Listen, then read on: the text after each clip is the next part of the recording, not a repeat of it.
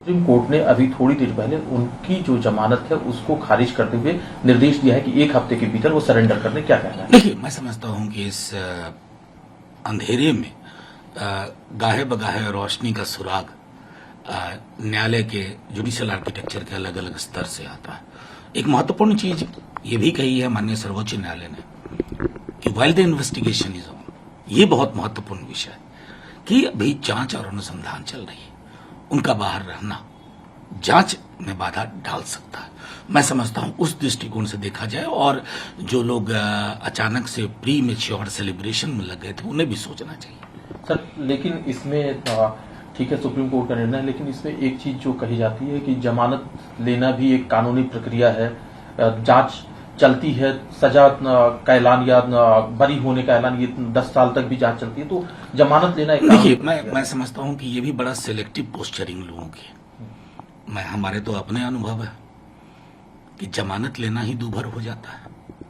न्याय सबके लिए बराबर होना चाहिए ना, ये नहीं हो कि आम के लिए कुछ, खास के लिए कुछ।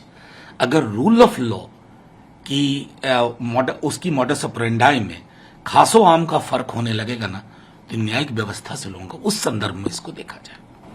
सर, मुद्दा जहांगीरपुरी में जो घटना हुई थी, ज्यादा लोगों को अरेस्ट किया गया है, कई इलीगल आर्म्स भी बरामद किए गए हैं, जो पूरी कार्रवाई है इसके इतर कुछ बयानबाजी भी है, क्या कहना है? देखिए, मैं सीधे तौर पे कहता हूं कि जहांगीरपुरी में जो कुछ हुआ, मैं बार बार कहूंगा कि मैं उस इलाके से वाकिफ हूं। हमारे विश्वविद्यालय का फील्ड वर्क वहां हुआ करता था। वो बहुत ही मिश्रित आबादी का क्षेत्र है, और मुझे अपनी मेमोरी में याद नहीं है कि ऐसा कभी हुआ। आखिर देश भर में ऐसा क्यों हो रहा है? ये सवाल सबके लिए है। जिनसे मैं सवाल करता हूं उनसे शिकायत नहीं करता हूं, विनती कर रहा हूं कि बचा लीजिए इस देश को। कर्नाटक, उत्तर प्रदेश, मध्य प्रदेश, गुजरात, दिल्ली, कोई इलाका नहीं बचा। आवरण आचरण पे हम लड़ रहे हैं, कपड़े पे लड़ रहे हैं, पूजा पद्धति पे लड़ रहे हैं। रामनवमी पहले भी तो हुआ करती थी। आखिर क्या बदल गया?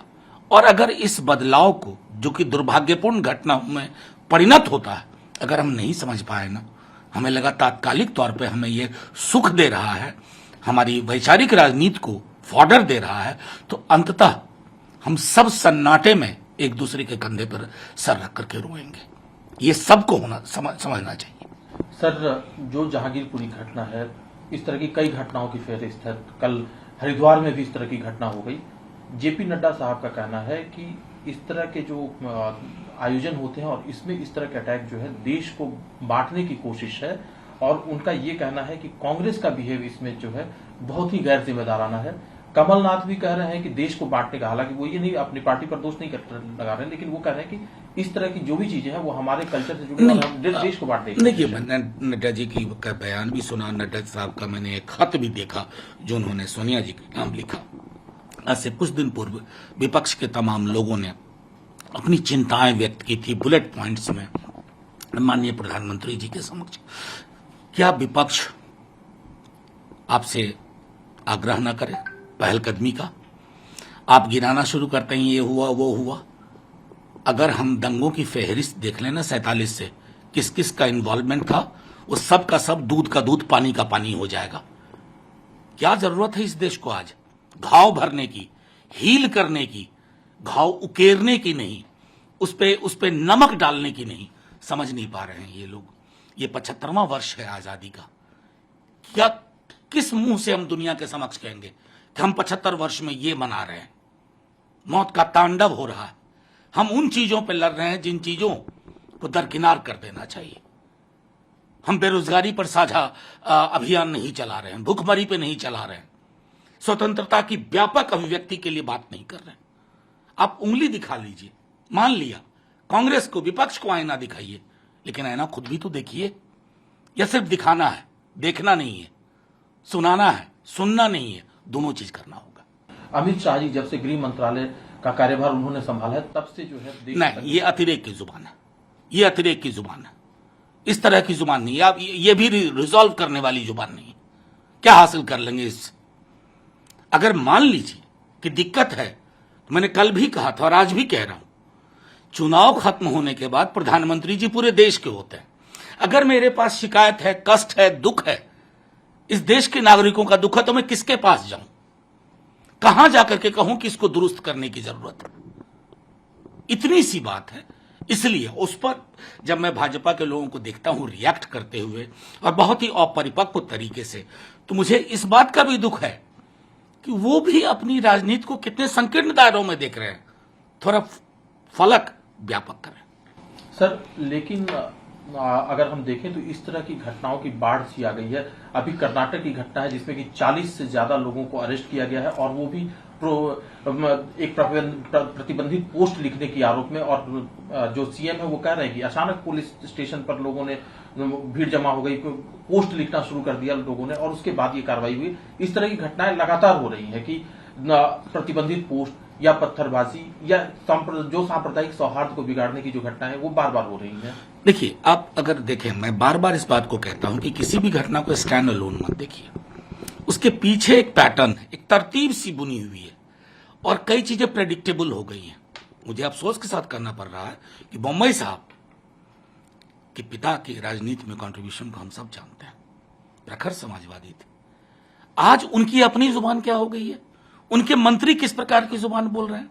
अगर आपको ये लग गया कि घृणा से पॉलिटिकल प्रीमियम आप हासिल करेंगे और आपको और कोई चिंता नहीं है, तो जाहिर तौर पर समाज तो टूटेगा ना, छत विच्छत होगा, एक्शन रिएक्शन हर तरह से हम इसी में उलझे रह जाएंगे। एक महफूज जिंदगी जो यहां के नागरिकों को सुरक्षित जिंदगी देनी चाहिए थी, ताकि लोग रोजगार की बात करें, चैन से रहें, स्कूल जाएं, विद्यालय जाएं, वो सब खत्म हो रहा। हम एक ऐसे प्लॉट को पकड़ कर बैठ गए हैं ना, जो खात्मे का प्लॉट है।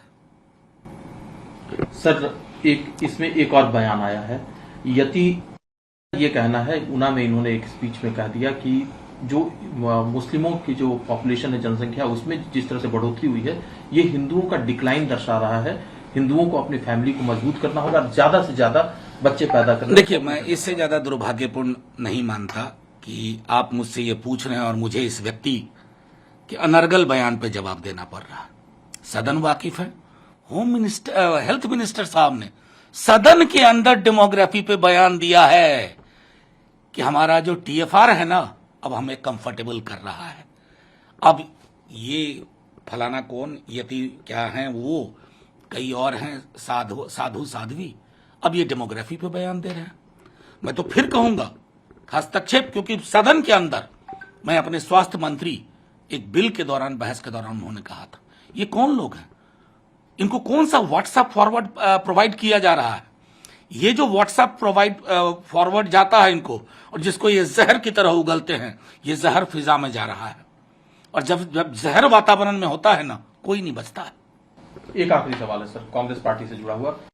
एक बार फिर से राहुल गांधी के नेतृत्व पर सवाल उठाए। उनका ये कहना है कि कंसल्ट नहीं किया जाता है सीनियर लीडर से कोई फैसले लेने में, और इस समय में पार्टी को जो प्रेसिडेंट की जरूरत है, पार्टी प्रेसिडेंट की, वो गांधी फैमिली से अब नहीं चाहिए।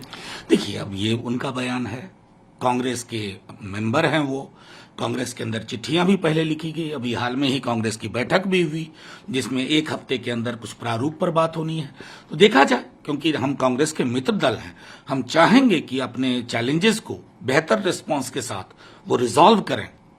किसी व्यक्ति विशेष के बयान पर मैं प्रतिक्रिया दूं, चूंकि ये कांग्रेस का अंदरूनी मामला है, तो ये उचित नहीं होगा।